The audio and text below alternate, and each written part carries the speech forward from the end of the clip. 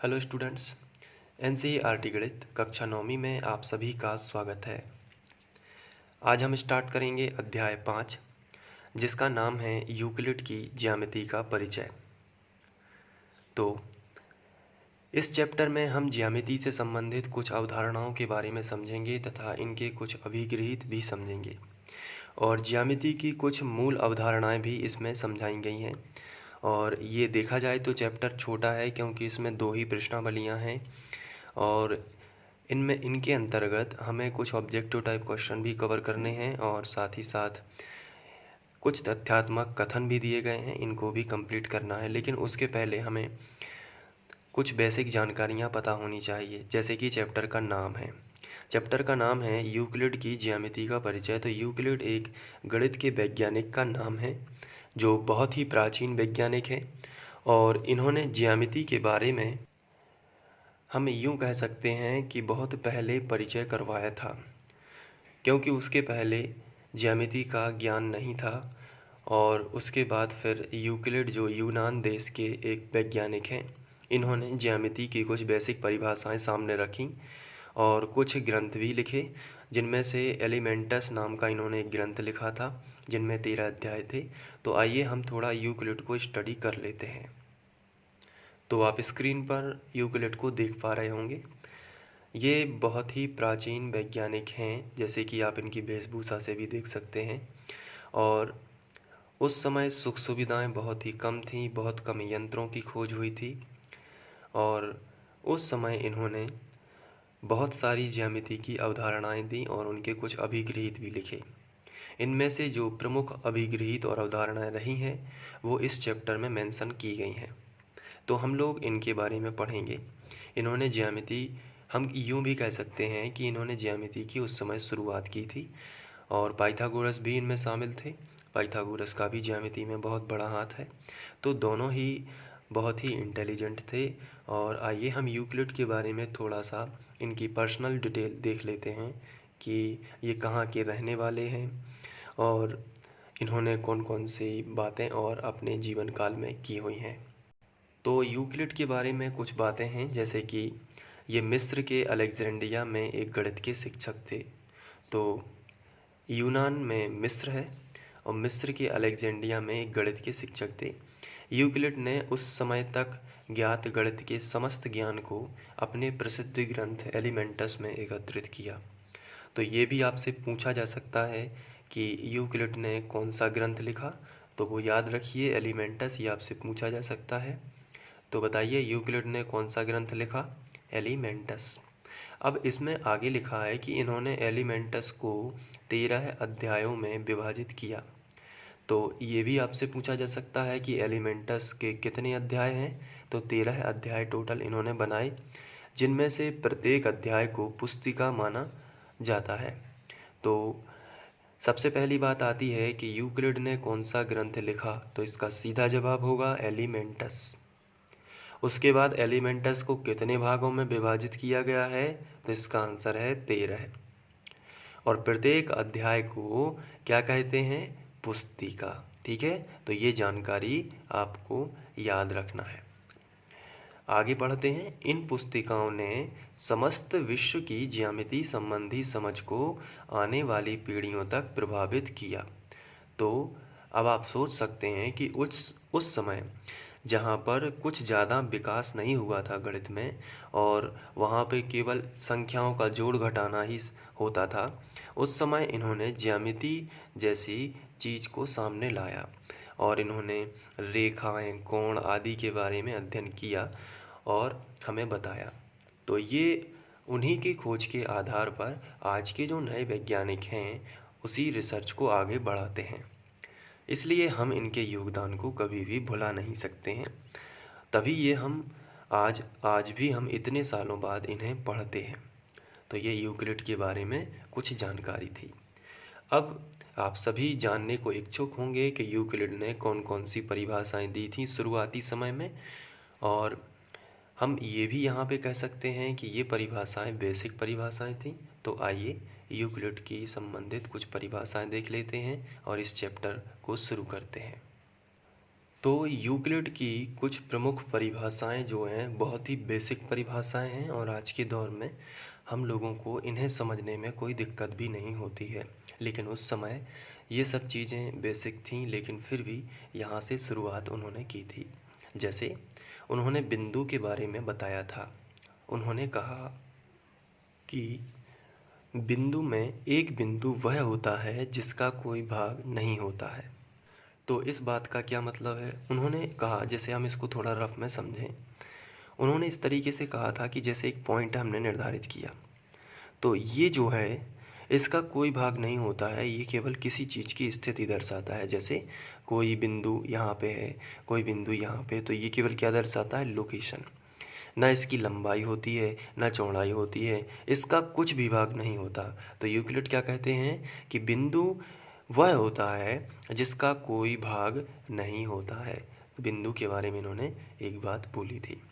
इसके बाद आगे बढ़ते हैं। इन्होंने फिर बहुत ही बेसिक सी पहले तो परिभाषाएं दी, जैसे कि रेखा।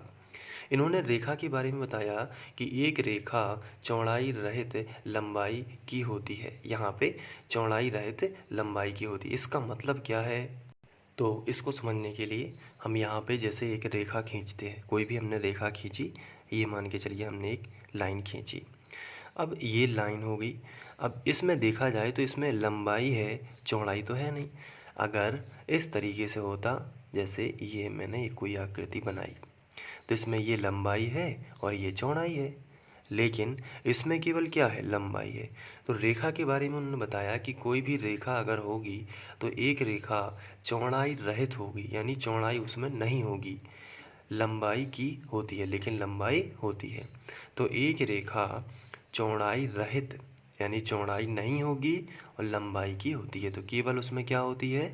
लंबाई होती है, चौड़ाई नहीं होती है। तो इन्होंने इस बारे में भी एक बेसिक सी परिभाषा दी। उसके बाद आता है पृष्ठ।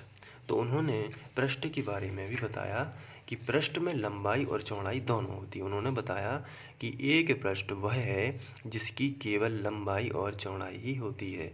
तो पृष्ठ तो आप चारों ओर देखते हैं, जैसे कि यहाँ पे देखिए, ये एक पृष्ठ है, तो इसकी क्या है? ये लंबाई भी है और चौड़ाई भी है। ये लंबाई है और ये लंबाई है, ये चौड़ाई है और ये भी चौड़ाई है। तो लंबाई भी होती है और चौड़ाई भी होती है, तो इसे हम क्या कहेंगे? इसे हम कहेंगे पृष्ठ। तो बहुत ही बेसिक सी इन्होंने परिभाषाएं दी हैं जो आज के दौर में समझना बहुत ही आसान है, लेकिन उस समय के लोगों को समझना थोड़ा सा, क्योंकि वहाँ पे बहुत सारे एग्जाम्पल भी देने होते थे। आज हम लोग गणित में यही पढ़ते हैं। तो ये लंबाई और ये चौड़ाई, तो ये पृष्ठ हो जाता है। अब बिंदु रेखा पृष्ठ के अलावा भी उन्होंने बहुत सारी चीज़ें बताई थी, ये तो केवल बेसिक था इनका। अब हम जानने के लिए इच्छुक हैं कि और कौन सी चीज़ें इन्होंने बताई थी। तो सबसे पहले तो हम यूक्लिड के अभिगृहित पढ़ लेते हैं। तो आइए हम यूक्लिड के अभिगृहित देख लेते हैं।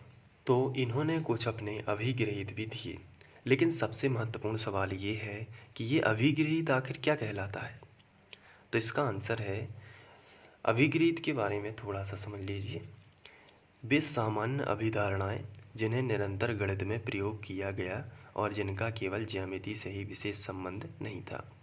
देखिए, अभिगृहित का संबंध है कि जो इन्होंने ये पॉइंट बताए हैं, इनका इन्होंने गणित में भी इनका प्रयोग होता है और केवल ज्यामिति से संबंधित नहीं है, इनका गणित में भी अन्य जगह, जैसे लंबाई चौड़ाई से संबंधित नहीं है, वजन से भी संबंधित है, अलग अलग मात्राओं से संबंधित है। तो ऐसा नहीं है कि केवल विशेष ज्यामिति से ही संबंध हो, ये वस्तुओं पर आधारित है, रेखाओं पर आधारित है। तो ऐसे कुछ अभिगृहित इन्होंने दिए। अभिगृहित यानी कि कॉमन ऐसी बातें जो सब जगह लागू होती हैं और गणित में भी इनका प्रयोग होता है, इन्हें हम अभिगृहित कहते हैं। तो ये अभिगृहित की छोटी सी डेफिनेशन थी। तो अब हम देखते हैं कि यूक्लिड ने कौन कौन से अभिगृहित दिए थे। तो सबसे पहला इन्होंने बताया कि वे वस्तुएं जो एक ही वस्तु के बराबर हों एक दूसरे के बराबर होती हैं। अब ये कथन आपको यदि समझ में नहीं आया है तो हम इसे उदाहरण के जरिए समझेंगे कि क्या इन्होंने यहाँ पे बताया है। वे वस्तुएं जो एक ही वस्तु के बराबर हो। सपोज करिए कि जैसे आपने देखा होगा 5 किलो का बाट। अब यहाँ पे एक वस्तु है 5 किलोग्राम या 5 किलो का कोई बाँट है, जो 5 किलो का बाँट अंतर्राष्ट्रीय मापन पद्धति के अंतर्गत सबसे पहले एक बनाया गया, फिर वैसे ही अनेक बाँट बनाए गए। तो और सब दुकानदार के पास वैसे बाँट होते हैं 5-5 किलोग्राम के। तो यूक्लिड कहते हैं कि वे वस्तुएं जो एक ही वस्तु के बराबर हो। ये दोनों वस्तुएं हैं, देखिए यहाँ पे ये 5 किलोग्राम की ये वस्तु है और ये 5 किलोग्राम की ये वस्तु है। ये दोनों वस्तुएं एक ही वस्तु के बराबर हैं। ये भी इसके बराबर है और ये भी इसके बराबर है। तो वे वस्तुएं यानी कि ये दोनों वस्तुएं जो एक ही वस्तु के यानी कि इसके, वे वस्तुएं जो एक ही वस्तु के बराबर हों, आपस में ये दोनों भी क्या होंगी? बराबर होंगी। तो बड़ी सिंपल सी बात है कि जैसे ये सरकार के पास 5 किलोग्राम का बाँट है और ये दुकानदार के पास है, तो शासन ने यहाँ पे क्या किया है, 5 किलोग्राम में कुछ वजन निर्धारित किया है। उससे ना तो हम कम रख सकते हैं और ना ज़्यादा रख सकते हैं। तो एक ही वस्तु के बराबर, जैसे यहाँ पे लिखा है वे वस्तुएं जो एक ही वस्तु के बराबर हों। ये दोनों वस्तुएं हैं, वो किसके बराबर हैं? एक ही वस्तु के बराबर। तो वो आपस में कैसी होंगी? बराबर होंगी। तो बताइए क्या इसका ज्यामिति से संबंधित है? क्या हमने कुछ रेखाएं खींची हैं? नहीं, हम रेखाओं पर भी समझ सकते हैं। जैसे एक रेखा है और दो अलग अलग रेखाएं हैं, तो दो रेखाएं एक ही रेखा के बराबर हैं, तो ये आपस में कैसी होंगी? बराबर होंगी। और इसे हम वजन में भी समझ सकते हैं। इसलिए तो ये अभिगृहित है, क्योंकि इनका केवल ज्यामिति से संबंध नहीं है, इनका दैनिक जीवन में गणित में प्रयोग किया जाता है। अलग अलग चीज़ों पर हम इन्हें समझ सकते हैं। तो पहला पॉइंट हमें समझ में आ जाता है। दूसरा है, वे वस्तुएं जो संपाती होती हैं एक दूसरे के बराबर होती हैं। तो सबसे पहली बात तो ये आती है कि ये संपाती क्या होता है। तो संपाती का मतलब होता है, जैसे यहाँ पे एक रेखा है, उसके ऊपर से ही दूसरी रेखा जाए, तो उसे हम कहेंगे कि दोनों रेखाएं क्या हैं? संपाती रेखा। जैसे कि एक रेखा यहाँ पे रखी है, जिसे ए बी बोल रहे हैं हम लोग, मान के चलिए ए बी रेखा है, और ये यहाँ पे रेखा का चिन्ह इस तरीके से होता है और ये रेखाखंड का होता है। और इसी पर से पी क्यू रेखा अगर गुजरी, यहाँ पे रखी है पी क्यू रेखा। अब दोनों को एक के ऊपर एक रख दिया जाए तो एक दूसरे को ढक लेती हैं, बिल्कुल। तो इसे हम क्या कहेंगे? वे वस्तुएं जो संपाती होती हैं एक दूसरे के बराबर होती हैं। यहाँ पे बराबर वस्तुएं हैं, जो वस्तुएं एक दूसरे को ढक लेंगी तो वो क्या होंगी? एक दूसरे के बराबर होंगी। तो ये सर्वांग समता से थोड़ा मैच करता है। इसके बाद तीसरा पॉइंट है, एक ही वस्तु के दुगने परस्पर बराबर होते हैं। तो ये भी बहुत ही सिंपल है, इसको हम साधारण उदाहरण से समझते हैं। जैसे कि यहाँ पे 1 किलोग्राम शक्कर रखी है, कितनी? 1 किलोग्राम। तो इसका हम दुगना यहाँ पे करते हैं। तो जैसे एक ही वस्तु के दुगने, तो एक वस्तु यहाँ पे है या कोई भी 1 किलोग्राम शक्कर रखी हुई है, तो इसका हम दुगना कर देते हैं, तो कितनी हो जाएगी? 2 किलोग्राम। यहाँ पे 2 किलोग्राम, और इसी 1 किलोग्राम का दुगना करके हम यहाँ पे फिर कर देते हैं, तो कितनी हो जाएगी? 2 किलोग्राम। तो ये आपस में है ना बराबर। इसी तरीके से ज्यामिति में भी हम इसको समझ सकते हैं कि जैसे कोई वस्तु यहाँ पे रखी है या कोई क्यूब रखा है, मान के चलिए, ये देखिए, ये हमने क्यूब बनाया, तो इसका दुगना करेंगे तो एक बड़ा क्यूब बनेगा, है ना, और इसका दुगना करेंगे तो एक बड़ा क्यूब बनेगा। तो मान के चलिए यहाँ पे एक क्यूब बना, बड़ा क्यूब बना, और ऐसा ही क्यूब यहाँ पे भी बना। तो ये दोनों आपस में कैसे होंगे? ऐसा ही क्यूब यहाँ पे भी बन गया, तो ये दोनों कैसे होंगे? आपस में बराबर होंगे। तो ये बेसिक सी चीज़ें हैं। इसके बाद है, पूर्ण सदैव अपने भाग से बड़ा होता है। तो ये भी है कि कोई वस्तु यदि पूर्ण है तो अपने भाग से बड़ी होगी। तो जैसे छोटे छोटे भागों को मिलाकर कोई पूर्ण बनाया जाता है, तो पूर्ण हमेशा अपने भागों से कैसा होगा? बड़ा ही तो होगा, क्योंकि उसी से मिलकर बना है। तो पूर्ण हमेशा अपने छोटे छोटे भागों से क्या होता है? बड़ा होता है। तो ये इनके कुछ अभिगृहित थे। अब इसके बाद कुछ एडिशनल जानकारी हम इसमें ऐड कर लेते हैं, जो कि है रेखा एवं रेखाओं के प्रकार। तो सबसे पहले रेखा की डेफिनेशन क्या होगी? तो एक रेखाखंड के दोनों दिशाओं में अनंत तक बढ़ाने में आरेख प्राप्त होती है, उसे रेखा कहा जाता है। तो इसका क्या मतलब है? इसका सीधा सा मतलब ये है कि जैसे यहाँ पे रेखा इस तरीके से बनाई जाती है, ये देखिए, और इनके दोनों दिशाओं में एक तीर का चिन्ह बनाया जाता है। ये तीर का चिन्ह क्या बताता है कि इस रेखा को हम दोनों दिशाओं में अनंत तक बढ़ा सकते हैं, यानी इसे हम कितना भी दूर तक बढ़ा सकते हैं, तो इसे हम बोलते हैं रेखा। लेकिन अगर इस तरीके से कभी कोई लाइन खिंची हुई है तो इसे हम रेखा नहीं कहते हैं, तो इसे क्या कहते हैं? तो इसे हम कहते हैं रेखाखंड। क्या कहते हैं? रेखाखंड। क्यों? क्योंकि रेखाखंड के दोनों सिरों पर तीर का चिन्ह नहीं लगा रहता, और तीर का चिन्ह नहीं लगा रहता इसका मतलब है कि इसके दोनों सिरे निश्चित होते हैं। हो सकता है 2 सेंटीमीटर का हो सकता है 3 सेंटीमीटर का हो। तो इस तरीके से 2 सेंटीमीटर या 3 सेंटीमीटर एक निश्चित मापन है यहाँ पे, जबकि जो रेखा है यहाँ पे हम इसे नहीं बोल सकते कि ये 2 सेंटीमीटर की है या 3 सेंटीमीटर की है। क्यों? क्योंकि इसके दोनों सिरे पर तो तीर के चिन्ह लगे हुए हैं, और ये तीर के चिन्ह क्या बताते हैं कि इसे हम कितना भी बड़ा खींच सकते हैं, कितना भी छोटा। तो रेखा का ही हिस्सा होता है रेखाखंड। जैसे ये रेखा है तो इसके अगर हम यहाँ पे 2 पॉइंट बना दें और लिख दें कि 1 सेंटीमीटर, तो इसका मीनिंग होगा कि ये 1 सेंटीमीटर का रेखाखंड है। तो रेखा के अंदर ही रेखाखंड होता है, जैसे कि नाम से स्पष्ट है, रेखा का खंड। ये जो रेखाखंड है ये किसी न किसी रेखा का खंड तो होगा जो कि निश्चित है। सिर्फ इतना फर्क है कि रेखा जो है वो कैसी होती है? वो अनिश्चित होती है। रेखा कैसी होती है? अनिश्चित। दोनों दिशाओं में कितनी भी बढ़ाई जा सकती है, जबकि रेखाखंड कैसा होता है? रेखाखंड निश्चित होता है। कितने सेंटीमीटर का होगा? 2 या 3, लेकिन निश्चित जरूर होगा। अब इसकी डेफिनेशन आपको समझ में आ जाएगी। एक रेखाखंड के दोनों दिशाओं में, ये हो गया रेखाखंड। रेखाखंड की दोनों दिशाओं में, यानी कि यहाँ पे और यहाँ पे दोनों दिशाओं में अनंत तक बढ़ाने में आरेख प्राप्त होता है। दोनों दिशाओं को यहाँ भी अनंत तक बढ़ा देते हैं और यहाँ भी अनंत तक बढ़ा। देखिए ये बन गई ना रेखा। तो कैसे बनती है रेखा? रेखाखंड से हम लोग डेफिनेशन में पढ़ रहे हैं।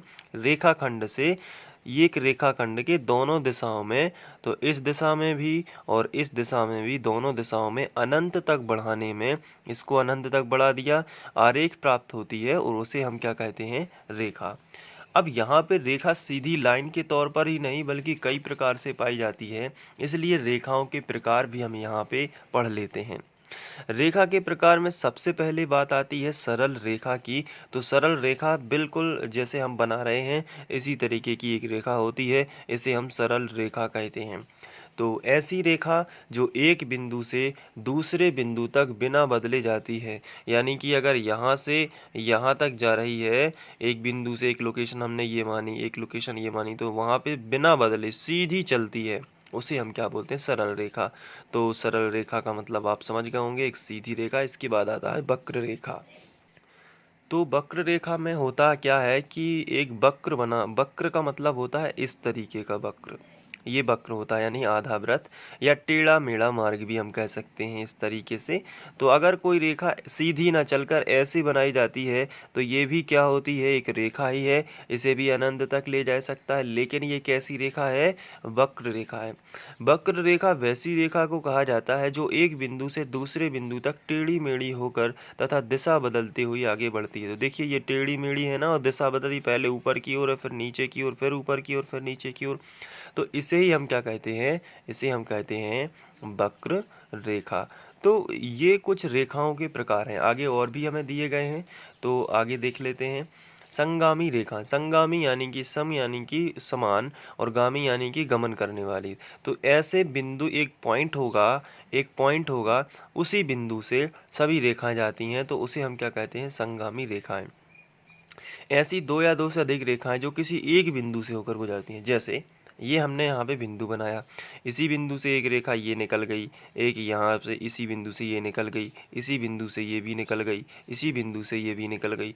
तो सभी रेखाएं क्या हो रही हैं, एक ही बिंदु से निकल रही हैं। तो ये सभी रेखाएं क्या होंगी, संगामी रेखाएं। संगामी रेखाएं, ये सभी रेखाएं क्या होंगी, संगामी रेखाएं। क्यों, क्योंकि ये सभी रेखाएं कहाँ से जा रही हैं, एक ही बिंदु से जा रही हैं।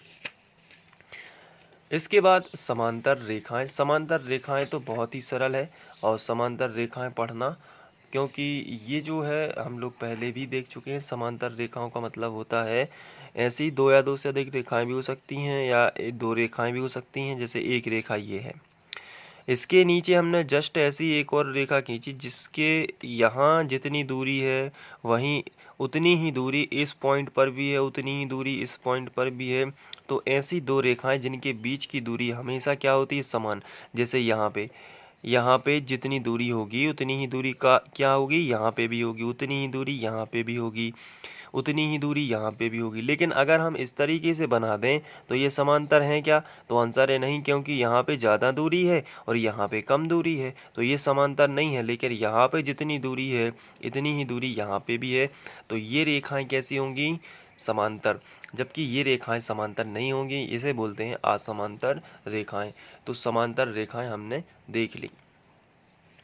इसके बाद बात करेंगे त्रियक रेखा। त्रियक रेखा ऐसी होती है जैसे दो रेखाएं हैं, इसके सामने या दोनों रेखाओं को छेदती हुई एक आड़ी लाइन हमने खींच दी, तो इसे हम क्या बोलते हैं, त्रियक रेखा। इसे हम बोलते हैं त्रियक रेखा। तो बहुत ही सिंपल सी डेफिनेशन है। ऐसी रेखा जो दो या दो से अधिक रेखाओं को काटे, जैसे दो रेखाओं को काट दिया, तो इसे हम क्या बोलते हैं, त्रियक रेखा। अब आगे देखते हैं। सबसे पहली बात आती है समपाती रेखाएं। समपाती यानी कि एक ही पथ से गमन करने वाली, या देखिए यहाँ पे, वहां पे संगामी था, संगामी, तो गामी का मतलब होता है गमन करना यहाँ पे, और तो एक ही बिंदु से गमन करना। संगामी रेखाओं को क्या था, एक ही बिंदु से गमन करना। जबकि समपाती रेखाओं में क्या होता है कि एक रेखा है, उसी के ऊपर से दूसरी रेखा जा रही है, उसी के ऊपर से तीसरी रेखा जा रही है, उसी के ऊपर से चौथी रेखा। तो ऐसी 4-5 रेखाएं हैं जो एक ही पथ से गमन करती हैं, इसलिए समपाती हो जाती हैं। यदि एक ही रेखा पर एक से अधिक रेखाएं हों, मैंने अभी अब आपको बताया कि एक रेखा है, उसी पर से दूसरी रेखा है, उसी पर से तीसरी रेखा है, तो एक ही रेखा पर एक से अधिक रेखाएं हों तो उन रेखाओं को क्या बोलते हैं, समपाती रेखाएं। इसके बाद रेखाखंड। रेखाखंड रेखा का ही भाग होता है जिसके दोनों किनारे निश्चित होते हैं। ये भी हमने देख लिया था कि रेखाखंड क्या होता है। एक यहाँ पे अगर हम रेखाखंड के बारे में देखें तो ये रेखा जैसे, तो रेखा का ही भाग ये हमने काट लिया, खंड बना लिया, तो रेखा का खंड यानी कि रेखाखंड ये निश्चित हुआ। अब ये हो सकता है 2 सेंटीमीटर का हो, 3 सेंटीमीटर का हो, तो रेखा का ही खंड होता है। इसके बाद बात करें किरण। किरण क्या होती है, किरण इस तरीके से, इसका जो किरण बनाने का तरीका है वो इस तरीके से है। तो इसका क्या मतलब है कि एक भाग तो निश्चित है लेकिन दूसरा भाग क्या है, अनिश्चित।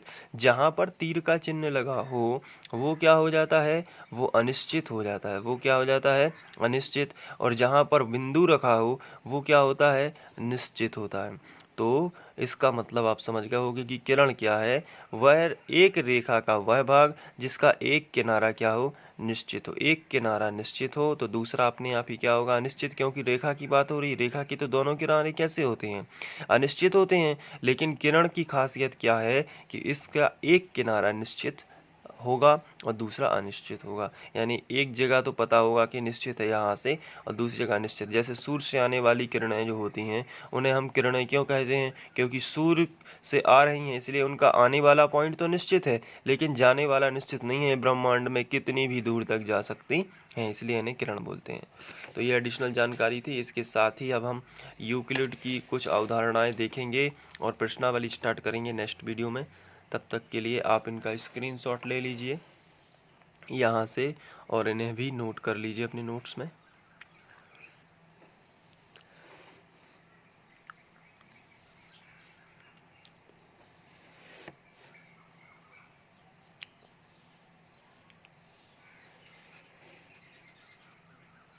Thank you. एक है यूक्लिड की अवधारणाएं। तो आज हम यूक्लिड की 5 अवधारणाएं जो दी गई हैं उनको अच्छे से समझेंगे, और इसलिए मैंने यहाँ पे सबसे पहले इन्हें लिख के रखा है, और इनकी जो कथन है इसको हम लोग अच्छे से समझते जाएंगे कि क्या क्या इनमें बात हो रही है और यूक्लिड की अवधारणाएं में क्या महत्वपूर्ण है। लेकिन उसके भी पहले हमें अवधारणाएं शब्द का मीनिंग पता होना चाहिए, अवधारणाएं क्या होती हैं। तो बेसिकली अवधारणाएं एक कल्पना ही होती हैं जिनका संबंध ज्यामिति से होता है। अवधारणाएं क्या हैं? कल्पनाएं जो हमने धारण की हुई हैं, यानी कि जो हमने मानी हुई हैं। लेकिन इनका विशिष्ट रूप से संबंध कहाँ होता है? ज्यामिति से होता है, यानी आकृतियों से होता है। जो रेखागणित की जितनी भी आकृति हैं, ज्यामिति हैं, उनसे होता है। तो अब एक एक करके हम इन अभिधारणाओं को स्पष्ट करेंगे। सबसे पहले बात करते हैं अभिधारणा फर्स्ट की। तो इसमें दिया गया है कि एक बिंदु से एक अन्य बिंदु तक एक सीधी रेखा खींची जा सकती है। तो ये काफ़ी सामान्य बात है कि एक बिंदु से दूसरे बिंदु तक एक सिंपल रेखा खींची जा सकती है। तो इसको हम इस तरीके से भी समझ सकते हैं कि जैसे यहाँ पे एक बिंदु है और यहाँ पे एक बिंदु है, तो इन दोनों को यदि हम मिला दें तो एक सरल रेखा बन जाएगी। इसी तरीके से अगर ये बिंदु सामने ना होकर, यहाँ पे ना होकर यहाँ पे है, तो भी दोनों बिंदुओं को मिलाने पर एक सरल रेखा आएगी। अगर ये बिंदु यहाँ पे ना होकर यहाँ पे है, तो भी क्या होगी? एक सरल रेखा हमें प्राप्त होगी। तो एक बिंदु से एक अन्य बिंदु तक एक सीधी रेखा खींची जा सकती है, यानी कि हम खींच सकते हैं। ये हम पर डिपेंड करता है, नहीं तो फिर हम इस तरीके से भी खींच सकते हैं। एक वक्र रेखा भी तो खींची जा सकती है इस तरीके से। तो इसलिए इसमें लिखा है कि एक सीधी रेखा अगर आपको खींचना है तो एक सीधी रेखा खींची जा सकती है। ये अभिधारणा फर्स्ट है। इसके बाद अवधारणा सेकंड की बात की जाए तो एक शांत रेखा को अनिश्चित रूप से बढ़ाया जा सकता है। तो जैसा कि आप सभी जानते हैं कि हमने रेखा की डेफिनेशन पढ़ी हुई थी, और रेखा की डेफिनेशन क्या होती है? सबसे पहले रेखा का सिंबल इस तरीके से होता है। ये रेखा हो गई। अब इस रेखा को अनिश्चित रूप से यहाँ भी बढ़ा सकते हैं और यहाँ भी बढ़ा सकते हैं। तो अभिधारणा सेकंड भी एक सामान्य बात है। एक शांत रेखा को अनिश्चित रूप से बढ़ाया जा सकता है। ऐसा इसलिए हो सकता है क्योंकि रेखा का सिंबल ही कुछ इस तरीके से होता है कि इसके दोनों सिरे कैसे होते हैं? अनिश्चित होते हैं। अनिश्चित का मतलब इन्हें कितनी भी दूरी तक बढ़ा सकते हैं, इसलिए यहाँ पे ये भी कथन हमें समझ में आ जाता है। इसके बाद बात करेंगे अवधारणा थर्ड की। तो इसमें लिखा है कि किसी बिंदु को केंद्र मानकर किसी त्रिज्या से एक वृत्त खींचा जा सकता है। किसी बिंदु को केंद्र मानकर किसी त्रिज्या से एक वृत्त खींचा जा सकता है। तो ये भी हम लोग यहाँ पे जानते हैं कि जैसे किसी भी बिंदु को केंद्र मानकर, तो कोई भी बिंदु हम केंद्र मान सकते हैं। यहाँ पे हमने ये केंद्र माना, और किसी भी बिंदु को केंद्र मानकर यहाँ पे, और किसी भी त्रिज्या लेकर, कोई भी त्रिज्या ली तो एक हम वृत्त खींच सकते हैं। जैसा कि आप सभी जानते हैं कि इसमें तो एक वृत्त बनेगा ही, तो इस तरीके से हम वृत्त खींच सकते हैं। यहाँ पे जो ये सेंटर हो जाएगा और ये पूरा वृत्त। तो किसी भी बिंदु को केंद्र मानकर हम कोई भी त्रिज्या लेकर एक वृत्त खींच सकते हैं, तो ये भी नॉर्मल है। तो ये तो अवधारणा इतनी सरल है कि हम इन्हें मतलब पढ़ के भी समझ सकते हैं। इसके बाद है कि सभी समकोण एक दूसरे के बराबर होते हैं। इसका मतलब ये है कि समकोण जो होते हैं ये, अब यहाँ पे त्रिभुज की बात नहीं की गई है, लेकिन हाँ यहाँ पे समकोण का मतलब होता है 90 डिग्री। तो ये सभी कैसे होते हैं? आपस में बराबर। तो कहीं पर भी 90 अंश का कोण बनेगा, चाहे कॉर्नर हो चाहे कुछ भी हो, वो सभी बराबर होंगे। तो ये भी हमें समझ में आ जाता है। इसके बाद है ये अवधारणा 5।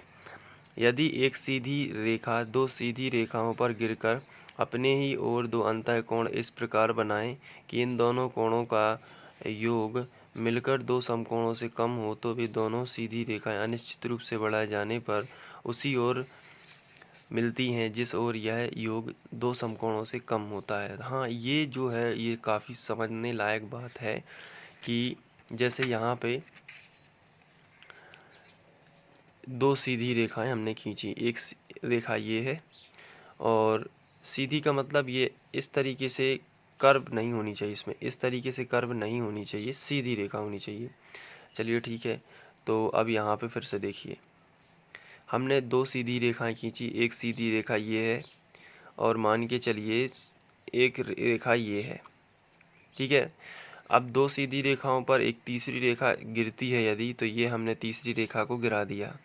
ये देखिए, ये सीधी रेखा है, तो अंतः कोण बनेंगे इसके कुछ, तो इस तरीके से अंदर हमने कोण बना लिए। यहाँ पर भी बनेंगे और यहाँ पर भी बनेंगे, यहाँ पे भी कोण बनेगा और यहाँ पे भी। तो पहले इस तरफ वाले कोण की बात करें तो फिर यहाँ पे बताया गया है, यूक्लिड ने बताया कि ये रेखा फर्स्ट है, ये रेखा सेकंड है और ये रेखा मान के चलिए थर्ड है।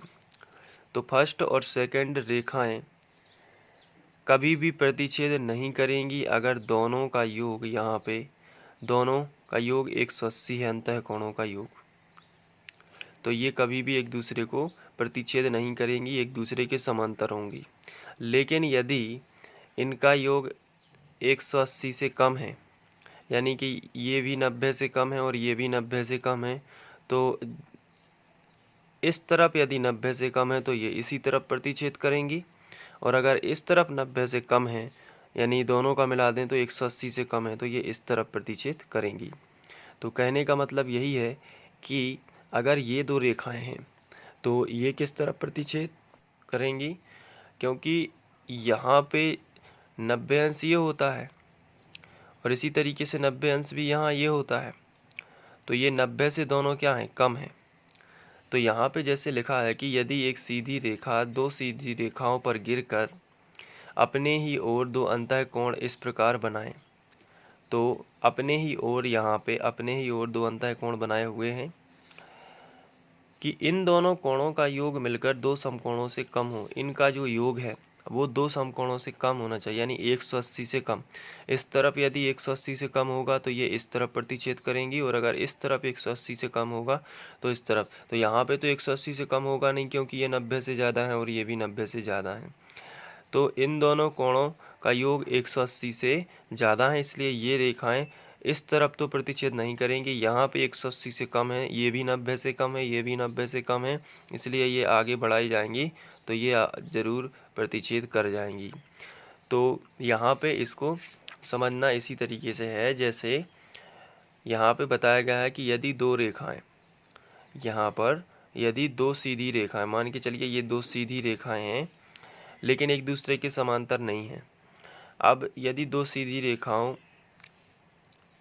एक सीधी रेखा दो सीधी रेखाओं पर गिरकर, दो सीधी रेखाएं ये हैं और एक सीधी रेखा इस पर गिरती है, ये गिरी, तो दो अंतःकोण इस प्रकार बनाए, दो अंतःकोण बनाएंगे, यहाँ पर भी बनाएंगे और यहाँ पर भी बनाएंगे।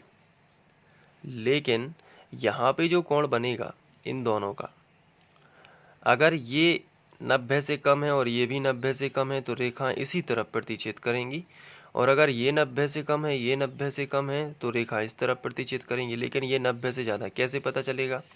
अगर हम इस चित्र को ऐसा रख लें तो देखेंगे कि ये जैसे सीधी लाइन है तो 90 अंश बिल्कुल सीधा होता है ना, इस तरीके से, ये भी इस तरीके से होगा। तो ये 90 से क्या है, इस तरफ कम है, ये भी क्या है, कम है। तो देखा जाए तो ये दोनों एक ही ओर मिल रही हैं, इसलिए क्या है, 90 से कम है, और ये 90 से ज़्यादा है, इसलिए ये रेखा इसी ओर मिल जाएंगी। तो इस तरीके से ये अवधारणाएं हो जाती हैं यूक्लिड की। आप इनको नोट भी कर सकते हैं, आपकी बुक में भी ये दी गई हैं।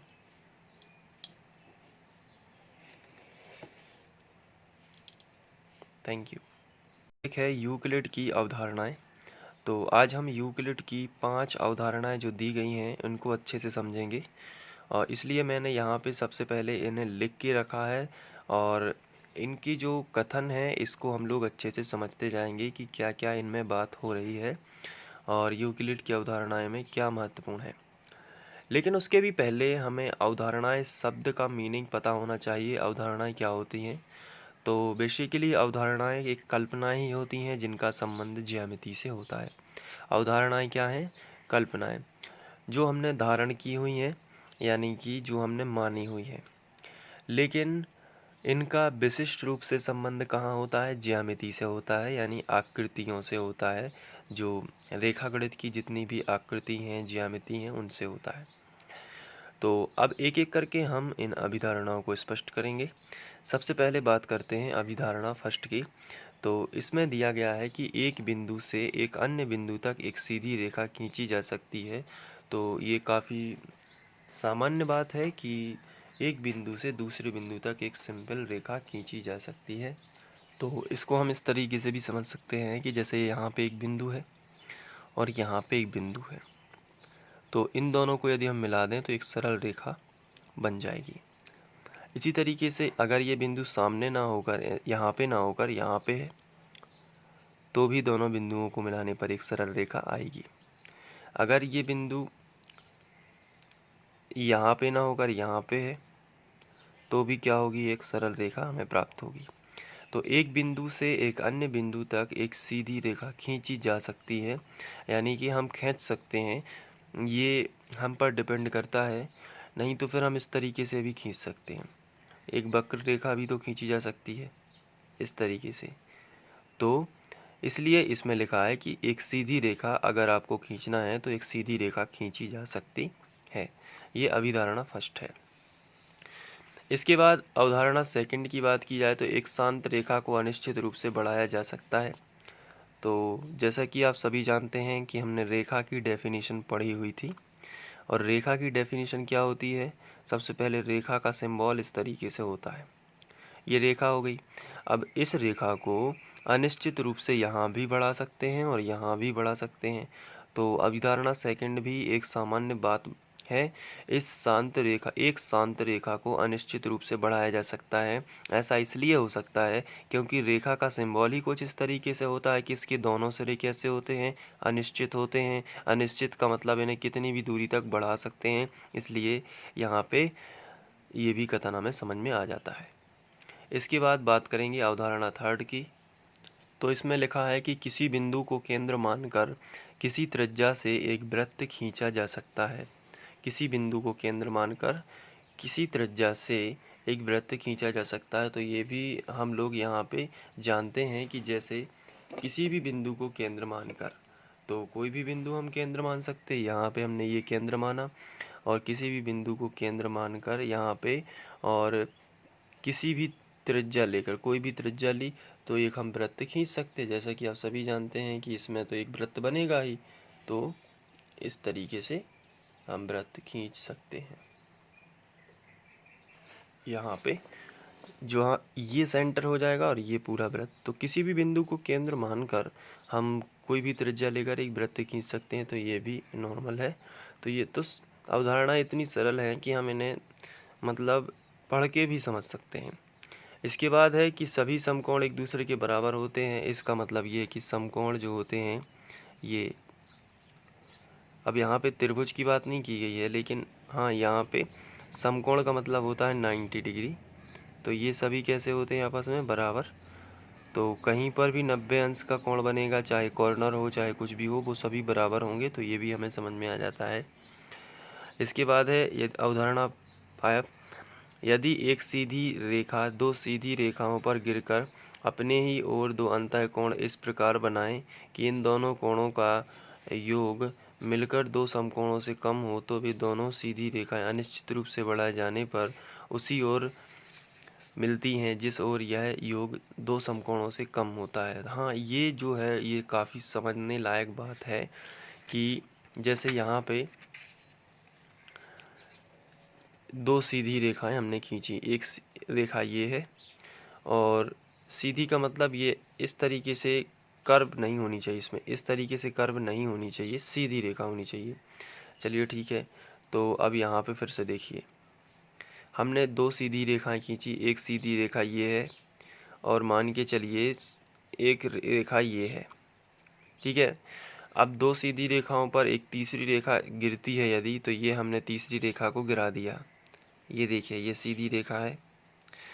तो अंतः कोण बनेंगे इसके कुछ। तो इस तरीके से अंदर हमने कोण बना लिए। यहाँ पर भी बनेंगे और यहाँ पर भी बनेंगे।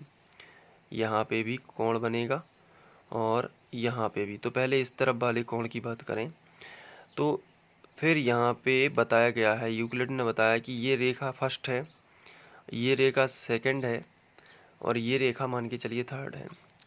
तो फर्स्ट और सेकंड रेखाएं कभी भी प्रतिच्छेद नहीं करेंगी अगर दोनों का योग, यहाँ पे दोनों का योग 180 है, अंतःकोणों का योग। तो ये कभी भी एक दूसरे को प्रतिच्छेद नहीं करेंगी, एक दूसरे के समांतर होंगी। लेकिन यदि इनका योग 180 से कम है, यानी कि ये भी 90 से कम है और ये भी 90 से कम है, तो इस तरफ यदि 90 से कम है तो ये इसी तरफ प्रतिच्छेद करेंगी, और अगर इस तरफ 90 से कम है, यानी दोनों का मिला दें तो 180 से कम है, तो ये इस तरफ प्रतिच्छेद करेंगी।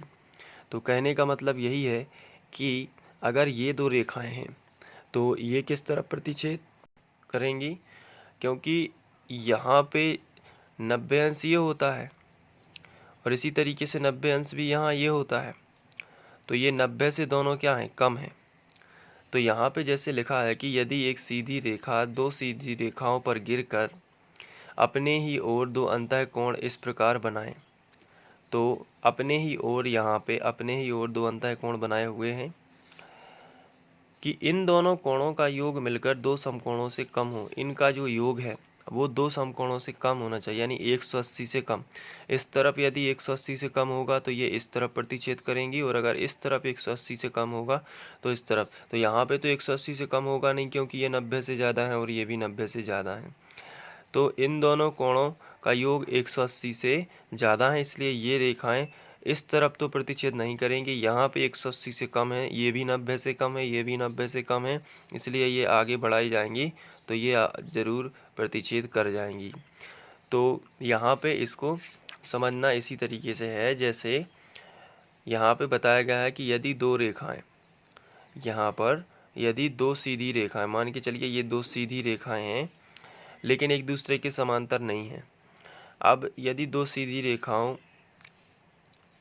एक सीधी रेखा दो सीधी रेखाओं पर गिरकर, दो सीधी रेखाएं ये हैं और एक सीधी रेखा इस पर गिरती है, ये गिरी, तो दो अंतःकोण इस प्रकार बनाए, दो अंतःकोण बनाएंगे, यहाँ पर भी बनाएंगे और यहाँ पर भी बनाएंगे।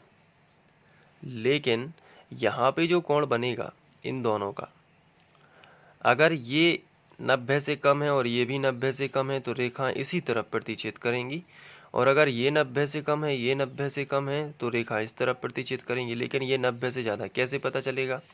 अगर हम इस चित्र को ऐसा रख लें तो देखेंगे कि ये जैसे सीधी लाइन है तो 90 अंश बिल्कुल सीधा होता है ना, इस तरीके से, ये भी इस तरीके से होगा।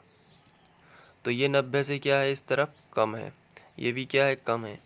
तो देखा जाए तो ये दोनों एक ही ओर मिल रही हैं, इसलिए क्या है, 90 से कम है, और ये 90 से ज़्यादा है, इसलिए ये रेखा इसी ओर मिल जाएंगी। तो इस तरीके से ये अवधारणाएं हो जाती हैं यूक्लिड की। आप इनको नोट भी कर सकते हैं, आपकी बुक में भी ये दी गई हैं।